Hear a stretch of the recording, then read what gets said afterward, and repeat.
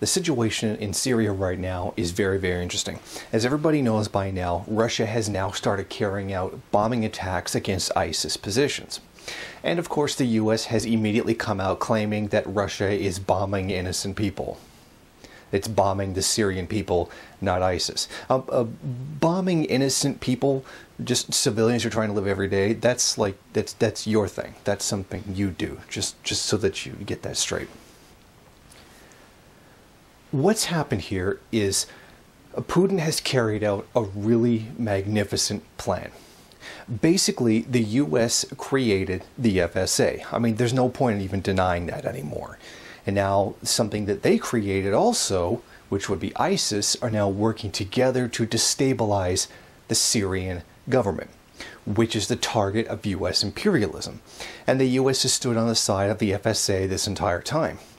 Well, you see, the problem now is that ISIS is involved too, and officially the US is against the existence of ISIS and its actions. So you can see what kind of a bad situation this puts them in. Now, Russia wanted to come in right away in the beginning and help Syria fight the FSA, which politically they could not do because the United States declared that they would basically go to war with Russia if they attempted to do so. But now ISIS is involved, and Russia said, okay, we'll go in and we'll bomb ISIS. Well, the US can't exactly attack Russia if they're going to fight ISIS because they're supposedly also against ISIS. So you see what's happened here. This whole situation has maneuvered Putin into a position where now he can send forces to cut down US imperialism in Syria, and the US can't say anything about it. And they can't do anything about it. Because what are they going to do? Are they going to tell the world that they're basically on the side of ISIS, destabilizing the Syrian government? No. So they can't even act out that way either. So what this has done is created a nice space that Putin has maneuvered into to be able to go in, to be able to undercut US imperialism, and basically put forward efforts to defend Syria, which would be the victim of imperialism in this case.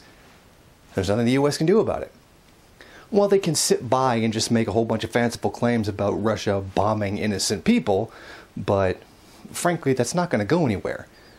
And the rest of the countries around the world already know that's complete BS. The only thing it's going to do is get the American public angry. It, however, will not be enough to justify to the world militarily going in against Russia. See, what happened is the US buried itself and put itself in this situation where it has to stand by and watch its own allies get pulverized because they were too busy claiming to not be on their side. It's pretty funny. Putin knows this, and he's been seeing what's been going on since day one, and now he's sitting there with a nice big smile on his face because he knows the US can't do anything to stop him.